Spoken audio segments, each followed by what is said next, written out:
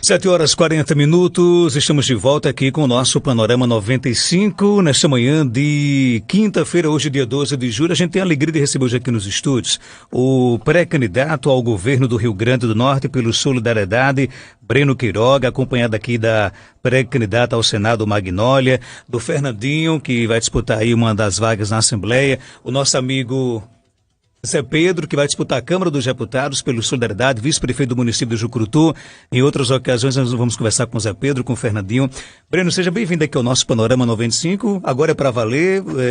Eu me recordo que nós lhe entrevistamos certa vez no Mesa Redonda lá em Parelhas, e você lá se apresentava como alguém que estava organizando, elaborando, coordenando a elaboração do plano de governo. Exato. Para o pré-candidato Kelps. E agora você surge como alguém que vai disputar o governo. Que mudança foi essa na sua avaliação? Bom dia. Bom dia, Marcos Dantas. Bom dia a todos os ouvintes da 95 FM de Caicó. Bom dia aos amigos que me acompanham aqui, minha querida Magnólia, minha pré-candidata a deputada ao Senado, Fernando, nosso pré-candidato a deputado estadual aqui na região de Caicó, Zé Pedro, Gari, nosso pré-candidato a deputado federal, a todos que estão conosco aqui. De fato, naquele momento eu era o coordenador, ainda sou até hoje, né? Eu coordeno o meu próprio plano de governo, eu era coordenador do plano de governo do Solidariedade. Existia a pré-candidatura de Kelps lançada e com a retirada da pré-candidatura de Kelps, nós assumimos essa função diante de uma escolha interna do partido para tocar a pré-candidatura ao governo do Estado.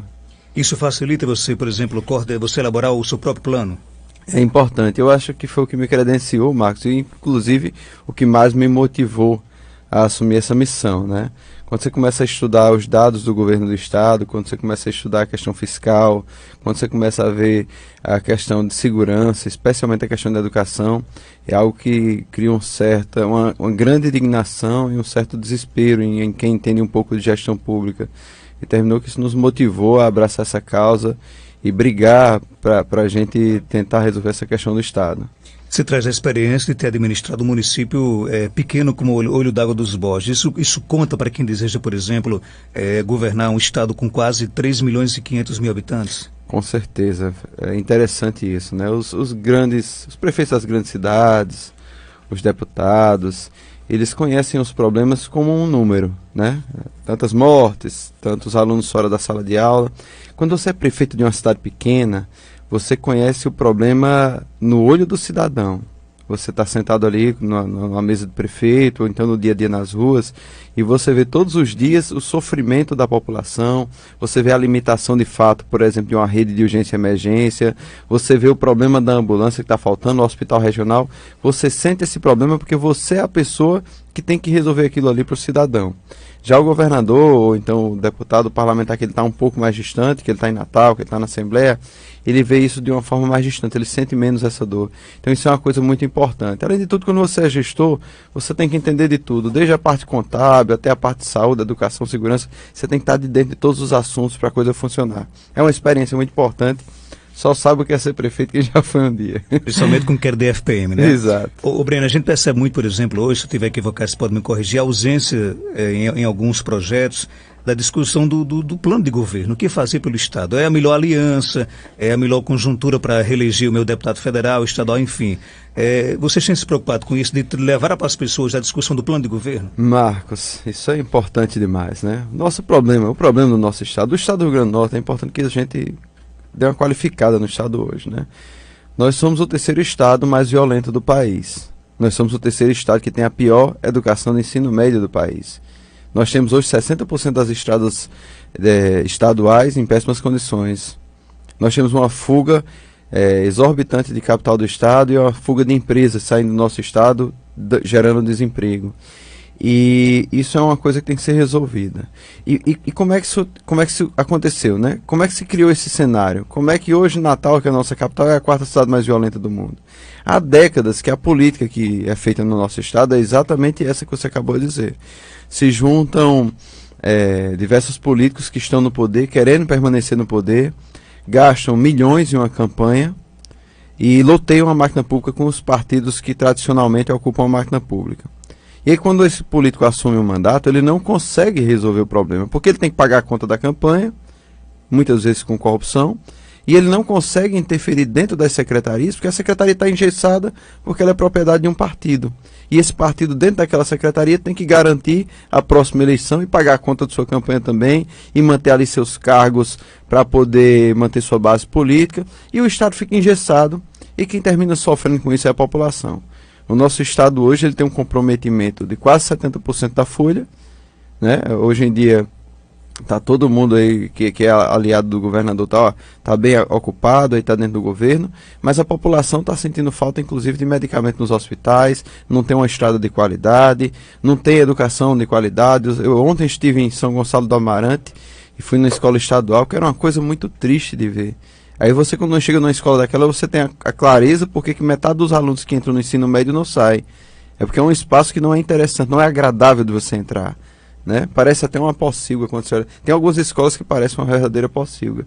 E essa é a atenção que o governo está dando para a educação, para os nossos jovens, para o futuro das nossas crianças. Enfim, esse desenho que nós estamos querendo romper com o nosso programa, com o nosso projeto Solidariedade. Foi essa estratégia que nós construímos. O Solidariedade tem um histórico e uma defesa de fazer a campanha barata. Você vê pelo exemplo da campanha do nosso deputado Kelps em Natal, a prefeito de Natal, no qual ele fez a campanha toda com o celular, gastou muito pouco e ficou em segundo lugar para prefeito de Natal. E nós não nos aliamos com os partidos que tradicionalmente construíram esse quadro. Porque nós queremos a liberdade para, quando assumir o mandato, modernizar a máquina pública, dar transparência ao uso do dinheiro público, enxugar as secretarias que não forem necessárias, enxugar a máquina pública para que ela tenha a sua função, que é atender bem a população no quesito de segurança, no quesito de saúde, no quesito de educação e principalmente gerar emprego para os jovens e para a população que está querendo trabalhar. Agora, para realmente enxugar essa máquina, vocês pensam em fazer o que caso chegue o governo do Estado? Existem diversos caminhos para se enxugar a máquina pública no Estado do Rio Grande do Norte. Se você for analisar, Marcos, você tem diversas contratações temporárias desnecessárias. A nossa terceirização, quando você começa e criar metas claras e gratificadas para o servidor e para os órgãos do Estado. Desenvolvimento econômico. O Estado, ele hoje é um atrapalhador do desenvolvimento. É importante, Marcos, antes de concluir essas palavras, falar de desenvolvimento, para que a população saiba que 88% dos empregos são gerados pela iniciativa privada. Apenas 12% dos empregos são gerados pela máquina pública. E a máquina pública não está conseguindo pagar as suas folhas. Você vê as prefeituras sacrificadas, sofrendo para pagar folha. Você vê o governo do Estado com dificuldade de pagar a folha. Então, quem é que vai resolver o problema do Estado do Rio Grande do Norte do emprego? É a máquina pública? Não é. Quem vai gerar emprego é a iniciativa privada, é o empreendedor, é o cidadão que quer trabalhar, se ele tiver oportunidade. Então o Estado, na hora que ele estiver fornecendo estradas de qualidade para a gente poder escoar a nossa produção, segurança para poder o comerciante manter sua porta do comércio aberta até o final do dia, educação de qualidade e profissionalizante para gerarmos mão de obra qualificada e aumentarmos ainda a nossa qualidade de produção. Quando o Estado estiver fazendo isso, aí o nosso Estado do Rio Grande do Norte vai começar a se desenvolver. O que acontece hoje é que o Estado é pesado, caro, ineficiente, incompetente, cobrando impostos altíssimos, sacrificando o nosso produtor, e aí passa a ser mais interessante você abrir uma empresa fora do Rio Grande do Norte. E por último, a comunicação e a participação social.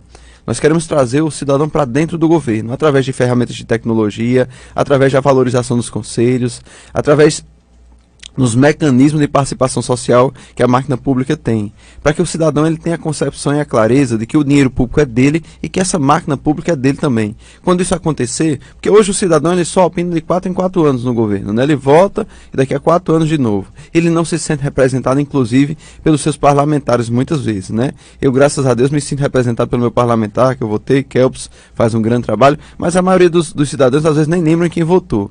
E nós queremos que o cidadão participe do nosso mandato, os 4 anos de governo, enquanto nós estivermos lá. Um dos principais problemas do atual governo é a questão do salário dos servidores. Ele não conseguiu colocar em dia o salário dos servidores.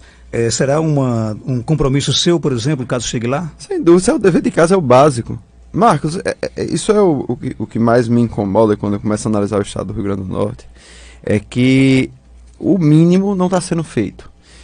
É inadmissível que nos dias de hoje a máquina pública ela não seja modernizada, ela não tem um sistema de gestão integrado. Você vai no shopping em Natal, um carrinho de sorvete tem um sistema de gestão integrado. E o Estado do Rio Grande do Norte, você vai numa escola de 1.500 alunos, não tem. Você vai numa secretaria de Estado, você não tem um controle sequer de quantos funcionários tem lá. Se você hoje quiser, você cidadão que está ouvindo o programa agora, quiser saber quantos funcionários temporários tem contratados na sua escola, ou quantos terceirizados tem lá, você não vai conseguir essa informação. Eu tive que vasculhar publicações de diários oficiais do Estado para poder conseguir um número aproximado de contratações temporárias do Estado, porque essa informação não existe com clareza. E na hora que você informatiza, que você cria um software de gestão, você tem essas informações com clareza e você tem como controlar. Não se admite hoje em dia que o mesmo hospital aqui e na região do Alto Oeste, um tem o triplo de funcionários do outro, prestando a mesma quantidade de serviço. Por que isso não foi padronizado essa escala? O que está acontecendo para isso, né, para estar sendo feito dessa maneira? Então, nosso primeiro momento é modernizar a máquina pública. E eu vou puxar para um assunto interessante, Marcos, que é a questão da segurança. Certo? Eu acho que isso é um calo no Seridó, é um calo no Alto Oeste, é uma dor que você, cidadão, sente. Eu já perdi pessoas queridas em assaltos. A violência nas estradas é algo gritante. Lá na minha região, recentemente, um ônibus que estava levando os estudantes da cidade para a universidade foi assaltado. Enfim, isso é uma coisa que acontece todas as semanas. Você hoje em dia, no Seridó aqui nem tanto, mas eu acho que já está assim. Mas no Oeste, uma das coisas boas que nós tínhamos era sentar na calçada com os amigos para conversar. E hoje em dia, lá na minha região, você não pode mais fazer isso. Se você sentar, pode ter certeza, vai chegar dois camaradas numa moto, vai botar arma na cabeça de vocês e vai levar seu celular. Então, aquela calma, aquela coisa gostosa do interior, isso está acabando, virou uma terra sem dono, né? A questão do nosso interior especificamente. E aí eu vou dar o exemplo da segurança, como essa questão da modernização da máquina pública é importante nisso. Nós somos o terceiro estado mais violento do país, nós temos índices altíssimos de violência. E, no caso específico, vou dar uma comparação interessante, poucos estados tiveram uma queda de violência. Poucos estados tiveram essa queda de violência. Nos últimos 10 anos, São Paulo teve uma redução de 48% da sua criminalidade. E o Rio Grande do Norte, nos últimos 10 anos, esses mesmos 10 anos, teve um aumento de 250% na sua criminalidade. Existem 3 fatores básicos para poder atuar nisso aí. Mas tem um que é muito forte, que é a questão da impunidade. Você comete o crime e você sequer é preso. Mas quando você é preso, você não fica preso. E o cidadão se revolta com isso. E por que isso acontece? Aí eu vou dar o exemplo, o que São Paulo fez que deu certo, e outros estados fizeram isso também, e o que o Rio Grande do Norte não fez, que deveríamos ter feito há 10 anos atrás, não fizemos. São Paulo criou um software que o nome é Inquérito Digital. Um procedimento de inquérito, desde a hora da prisão do meliante até a manutenção dele na cadeia. E a sua sentença, até a saída da sua sentença, é todo de forma digital. Então, lá em São Paulo, aqui no Rio Grande do Norte, quando um policial prende um bandido, ele tem que levar com uma pastinha debaixo do braço, na viatura da polícia, um documento para entregar na penitenciária, no Ministério Público, no Tribunal de Justiça, no ITEP, na Delegacia Especializada, e tem outros órgãos também, não estou nem lembrando agora. Ele tem que pegar o carro e fazer essa jornada, entregando esses papéis de órgão em órgão e deixando lá na Delegacia Especializada, que fica lá uma pilha de papéis e que, dependendo ali da situação daquela delegacia, muitas vezes é investigado. Lá em São Paulo, toda essa comunicação que eu acabei de te dizer, ela acontece de forma instantânea em um clique. Olhe quanto tempo e quanta mão de obra foi economizada. Com um dado interessante, quem participa desse processo, do início ao fim, tem um login e senha. Então, cada um tem o seu processo, quantos processos tem que entregar, o tempo que está com o processo, onde é que está esse processo. Então, dá para acompanhar. E a formulação, a caracterização do crime, tudo isso é feito de forma automática, o que evita erros no inquérito e que mantém o meliante preso. Então, isso acontecia antigamente, você via algumas pessoas saindo do Nordeste, os meliantes, os bandidos saindo do Nordeste para ir roubar em São Paulo. Hoje em dia eles estão vindo de lá para cá. Por quê? Porque aqui é bom roubar. Apenas 3% dos crimes são investigados. 97% dos crimes cometidos não são investigados. Então, o camarada comete o crime, quando ele é preso, o processo demora tanto a tramitar e é cheio de falhas, ao ponto que o advogado consegue soltar ele em uma semana ou duas. E aí, o policial, que nós ontem perdemos o nosso 18º policial, né, foi assassinado o 18º policial no Rio Grande do Norte esse ano, ele prende o bandido e quando da semana que vem ele encontra com um bandido passando por ele no meio da rua. Você fala, por exemplo, em uso da tecnologia, investimento em tecnologia e investimento em pessoal, por exemplo, nos policiais civis e militares, onde é que entra aí? Qualificação continuada. Isso é uma coisa importantíssima que tem que ser feito. E a falta o desperdício do recurso com esse tipo de atividade que a gente acabou de caracterizar aqui, um policial qualificado, treinado, fazendo serviço de despachante. Esse tipo de desperdício gera recursos para a gente investir na qualificação profissional do nosso policial. Tem um dado interessante, eu vejo muito uma cobrança por mais concursos e mais policiais. Todos nós queremos mais concursos e mais policiais. Mas é importante que a população saiba que o estado do Rio Grande do Norte é o 4º estado que tem mais policial por habitante. Tem muita gente que não sabe disso. Mas o que acontece? A falta da organização da polícia, por causa da falta de um sistema de gestão disso aí, cria esse tipo de problema. E polícia e investigação é informação. E nós não temos as informações. Informações hoje estão no papel. Quando a turma do crime... A turma do crime tem mais tecnologia do que a gente, eles conseguem se comunicar mais facilmente, tem mais informações, sabe da vida dos policiais, e nós não sabemos da vida dos nossos criminosos, porque não temos um software para poder ter essa informação intuitiva na mão do policial, para ele usar isso de forma mais rápida possível, para conseguir prender e manter o bandido preso. Isso nós vamos resolver, agora não é com soluções mirabolantes, nós não estamos inventando a roda. De fato, o que nós estamos fazendo é pegar soluções que deram certo em estados que estavam na mesma situação que a nossa e trazer para o nosso estado do Rio Grande do Norte. Com um dado interessante, Marcos, que isso é importante que eu diga. São Paulo investiu milhões nesse software, concorda? Eu acabei de dizer aqui. Esse software hoje está disponível, o governo federal gerou esse software, disponibilizou gratuitamente para os estados por nome PPE, Procedimento Policial Eletrônico. E sabe por que não foi implementado no nosso estado ainda? Por falta de internet de qualidade nas delegacias, por falta de um computador e por falta de capacitação dos nossos profissionais. É isso que deixa a gente revoltado, porque é uma coisa barata. A gente não vai ter que comprar, gastar com software, inventar o software, mas por causa de falta de interesse, de vontade política, o governador estava fazendo aí loteamento, gastando cargos e mais cargos para trazer partidos para perto dele, porque até um mês atrás era o pior governador do mundo. Hoje já tem diversos deputados e prefeitos aí dizendo que ele é um bom governador, que está tudo lindo, que o estado do Rio Grande do Norte trabalhou muito bem nos últimos 3 anos, e aí a população sofrendo com a falta de prioridades, por exemplo, nesse exemplo que eu acabei de lhe dar. Você tem ideia de como é que você vai pagar o governo caso você vença as eleições? Um verdadeiro caos, né? O que a gente está vendo, o governador antecipou os royalties da próxima gestão. Ele pegou a receita... Ele já prejudicou o próximo governo? Ele já prejudicou, com certeza. Ele já prejudicou muito o próximo governo. Sacando o dinheiro antecipado da Previdência, antecipando os royalties do próxima gestão. E é aquela história, é como se você for um pai de família e você chegar e dizer, não, eu vou pegar agora um empréstimo, eu vou comprometer o meu salário dos próximos 3 meses, mas eu vou fazer a minha feira esse mês. E mês que vem, como é que você vai dar comida aos seus filhos e sua família? É a mesma coisa que o governo está fazendo. Ele está trazendo o dinheiro da próxima gestão para pagar a folha dele, a folha da politicagem que está sendo feita no nosso estado, e está deixando a população no próximo mandato nessa situação. Agora imagine só o que vai acontecer nesse estado quando passar o dia da eleição, né? Eu tenho certeza que depois do dia 7 fecha tudo e o caos se instala no estado do Rio Grande do Norte, porque o que está sendo um gasto de dinheiro para criar uma maquiagem, para mostrar uma coisa que não é verdade para o estado do Rio Grande do Norte, não é brincadeira. Na última campanha, a privatização da Caerne, ela esteve sendo discutida por debaixo do pano na calada da noite, né? Como é que você trabalhará com essa questão de privatização? Por exemplo, a Caerne no seu governo será privatizada? Eu não vejo a privatização da Caerne como uma solução. Eu vejo que a modernização da Caerne é algo importantíssimo, mas eu vejo principalmente dentro do nosso plano de governo, nós vamos abrir espaço para a iniciativa privada investir em saneamento no estado do Rio Grande do Norte, especialmente na área de esgoto, de esgotamento sanitário. Então ela faria uma concorrência com a Caerne? A Caerne passa a regular isso aí, né? Ela não deixa de ser um concorrente da Caerne, mas ela vai prestar serviço para a Caerne. Agora a Caerne ela passa a ser grande para poder regular essa prestação de serviço das empresas privadas que, com o nosso projeto de governo, vai investir. Hoje nós temos mais de 70% das cidades do estado sem saneamento básico, sem esgotamento sanitário, e existe uma viabilidade para empresas privadas investirem no esgotamento sanitário e explorar esse esgotamento sanitário num espaço de 10 ou 20 anos.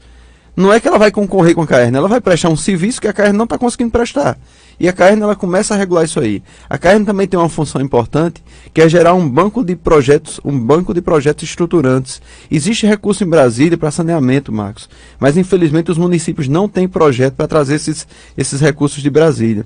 E a Caerne tem um quadro técnico qualificado que tem feito isso, só que de uma maneira pequena, pouco. A Caerne tem feito poucos projetos, Mas a Coerm pode fazer muito isso aí para ajudar os municípios a trazerem recursos para fazerem seus esgotamentos sanitários.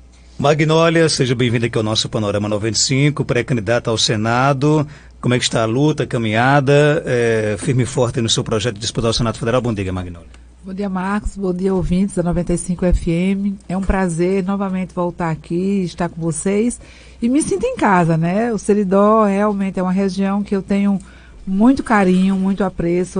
Tenho familiares aqui, então me sinto daqui também.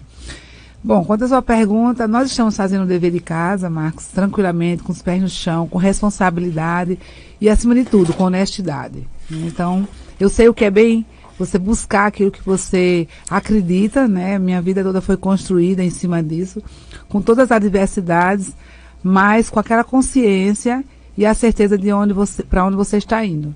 Quais são os anseios que você começa a perceber da população com relação à disputa das eleições de ano, principalmente para o Senado Federal?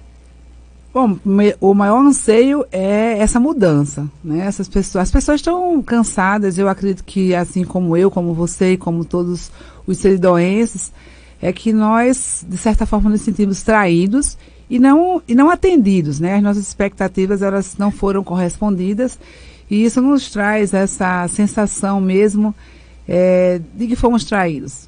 Todos nós confiamos, alguns anos atrás, em pessoas que achávamos que nos representariam e que, infelizmente, eu não gostaria de estar no lugar deles e olhar para trás agora e de perceber que eu deixei realmente a desejar para o meu estado e para o meu país.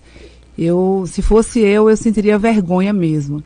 Eu acho que a gente não pode desperdiçar tanto tempo e não ter marcado, né, a nossa representatividade. Então, é isso que percebo nas pessoas e é uma pena. Eu lamento muito, eu sempre fui uma pessoa extremamente barrista, né, principalmente em defesa do nosso estado. E hoje eu lamento, não somente nós norte-riograndenses, né, ter percebido isso, como os brasileiros. Nosso estado já não é tão bem visto como antes, e tem trazido, inclusive, isso vem para a pauta da nossa receita também na queda do nosso turismo, pelo que estamos passando, né? Pelo descrédito e pela insegurança que se instalou no estado. Então, eu gostaria que hoje todos os que nos representam, não somente na Câmara Federal, como no Senado, e também na Assembleia, eles pudessem se orgulhar do que eles tivessem feito. Infelizmente, eu acho que muito poucos podem se orgulhar do que fizeram. Deixaram muito a desejar e lamento isso, porque eu gostaria de ter tido os meus escolhidos, os meus parlamentares que eu também escolhi, e eu gostaria de hoje ter dito valeu a pena. Ok, o tempo hoje foi curto, espero que já quero que você volte aqui em outra ocasião para falar com você sobre os seus projetos, sobre a sua luta de chegar ao Senado Federal, e obrigado pela sua participação aqui, Magnólia. Eu que agradeço. Semana que vem eu estou aqui, né? Pronto, na festa. já vamos aí marcar nessa festa aqui. eu estou por aqui também. Vamos articular. Breno, só para fechar, o palanque do seu partido hoje está formado com quais legendas? Nós estamos fechando alianças ainda, né? Mas existe uma perspectiva de nos coligarmos com 6 outros partidos. Vamos ver como é que se desenha até as convenções aí. Estamos ainda organizando isso para a gente anunciar quais são os partidos que vão coligar com a gente. Mas eu quero aproveitar a oportunidade, Marcos, falar uma coisa importante aqui para o cidadão que está ouvindo, você que é ouvinte da 95 FM. Passou uma pesquisa recentemente no nosso estado e 70% das pessoas disseram que não tinha quem votar para governo. Existe um vácuo realmente muito grande na política. Mas é importante que o cidadão tenha em mente uma coisa. Tem muita gente com raiva dizendo que não vai votar, que não sai de casa para votar, que não vem votar. Mas saibam todos que tem um voto que ele nunca deixa de ir para a urna. É o voto comprado. E o voto comprado elege o político corrupto. Então, na hora que você não vai votar, você está se condenando a ser governado por corruptos. Então, o que eu quero dizer a você, cidadão que está em casa hoje, ouvindo a 95 FM, é que, historicamente, no nosso estado, sempre teve o candidato das famílias tradicionais, o candidato da Assembleia Legislativa e do Poder e os candidatos das esquerdas radicais. E nunca apareceu o candidato do trabalhador, o candidato de você que gera emprego e o candidato de você que está desempregado por causa desse modelo político ultrapassado que está acontecendo no nosso estado. Saibam todos que agora existe a pré-candidatura de Breno Queiroga ao governo do Estado pelo Solidariedade, apresentando um projeto alternativo para o Estado do Rio Grande do Norte, com capacidade de romper com esse modelo político ultrapassado e resolver gradativamente, não dá para resolver do dia para a noite, os problemas do Estado do Rio Grande do Norte, através da modernização da máquina pública, gerando desenvolvimento e emprego para a nossa sociedade e principalmente com a participação do cidadão no seu governo. Muito obrigado, Marcos. Obrigado você.